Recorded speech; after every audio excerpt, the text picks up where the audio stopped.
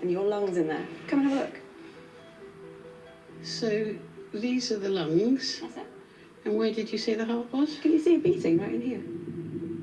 Oh, wow.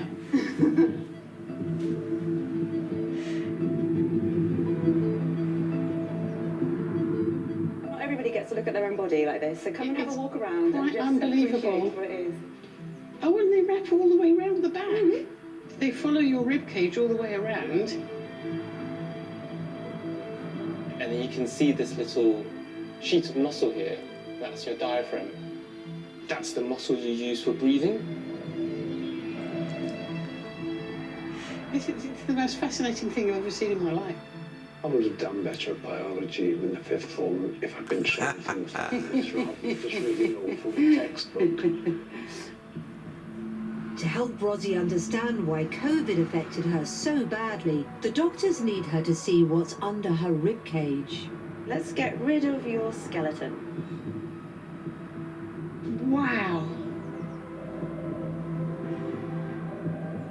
I can't believe how big your heart is. That's your heart, it's not mine. Should it be big? Is that a good thing, a bad thing? Well, it's normal. It's appropriate for you. It's appropriate. Yeah, it's appropriate for you. I feel like I want to touch it. I know it's not really there. Touch it, go for it. Wow. It's like it should be there and feel spongy. Quite amazing. Now that you can actually see the inside of your body like this, what are you thinking? Well, when something so dramatic happens to your life and scares you to death, and you think this is the end of it, it's quite an eye opener. What I want to do is just to take you through how the virus actually gave you the disease. Ernie, can you tell us how it gets into our bodies? Sure. We know that the virus is airborne, it's transmitted through aerosols. Someone coughing, someone sneezing, and you breathe in the droplets. So it really starts at what we call our upper airway, so our nose, our mouth, and our throat. When the COVID-19 virus settles in the mouth and throat, it invades the body's cells, forcefully reprogramming and repurposing them to clone more of the virus. As it multiplies over the coming days, the body releases white blood cells and antibodies to try to fight off these alien invaders. If the body's defense is slow to respond, like in Rosie's case, the virus may spread as far as the lungs. When you first met Ernie, it was really when your lungs started being affected. So we can actually have a deeper look and see more in your lungs.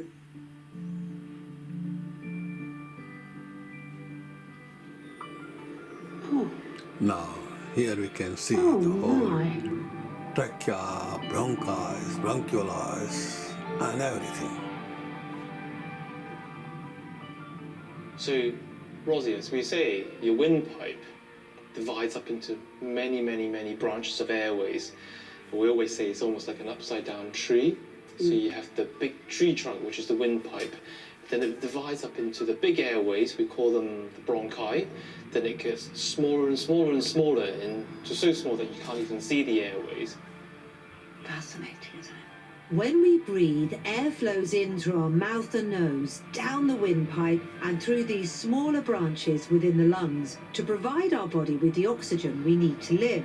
The COVID-19 virus uses this flow to travel deep into the lungs and into the smaller airways where they settle and multiply. And it's the damage caused here that the doctors want to reveal inside Rosie. Are you feeling ready to see it? I am. Okay, let's put our visors down.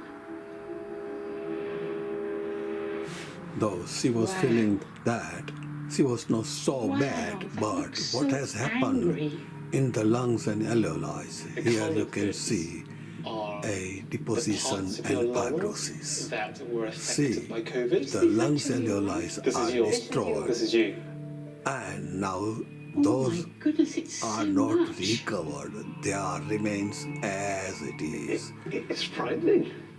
Imagine that it was just going to be a blockage of some sort, but it's everywhere, isn't it?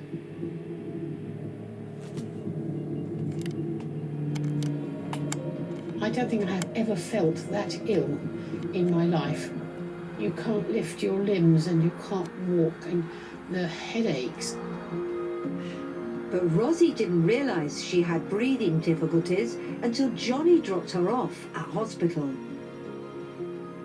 I felt so ill that I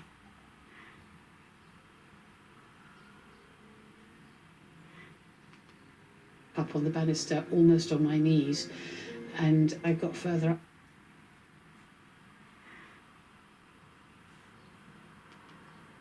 With one thing and another, by the time I got to the top, I really thought I was going to die there and then.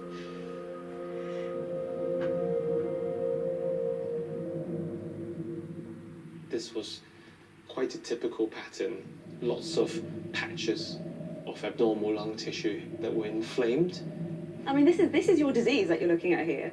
It's so dense. Mm. And over there, so much of it. Right here. Yeah. In COVID, because of the infection, the inflammation just goes into an overdrive. So the mechanism that's supposed to protect you from infection actually causes damage. Right. How ironic. As the body tries to kill off the virus, more and more immune cells gather to fight off infection, causing inflammation to spread through the airways. These yellow patches inside Rosie's lungs show the actual pattern of inflammation from her scan when she was admitted to hospital. The extent is shocking. Inflammation triggers changes that prevents oxygen from effectively entering into the bloodstream, leading first to breathing difficulties and becoming life-threatening if the body struggles to respond. It does look really, really inflamed there. It really looks horrible. Horrible, horrible, and you have no idea that that's going on inside you. By the time you came in, Rosie, which was, in fact, 10 days 10 after days you had the illness, you were obviously quite breathless. I remember kneeling next to your chair, and you asked me that question. Yeah, that's So- up to. Go on. So, you know, am I going to make it? Yeah. I still remember that. I waited for you to say, it's going to be fine, and nobody said it's going to be fine. They said, we don't have a crystal ball. And you thought, I don't want a crystal ball, I just want to be fine.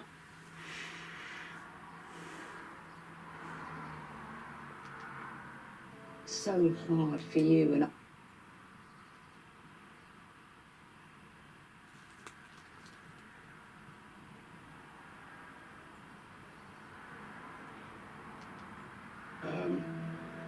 what would happen if, etc.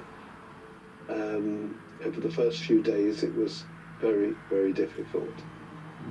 But to truly comprehend how this disease begins to destroy the lungs, we need to go much deeper, and that's exactly what the doctors want to show Rosie next. Oh, Here you can so see they're the full of fluid? real almost alveoli like filled drowning. with the fluids.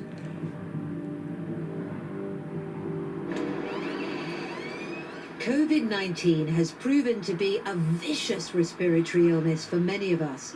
But for lesser airborne infections, like the common cold, there's all kinds of well-worn home remedies. But do they actually work? Here's Dr. Karan Rajan to give us the answer.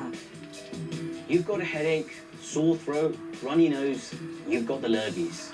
But your grandma Doris told you to gargle with salt water. Well, she's not wrong. Gargling with salt water can actually help to loosen thick mucus, which can remove irritants like bacteria, allergens, and fungi.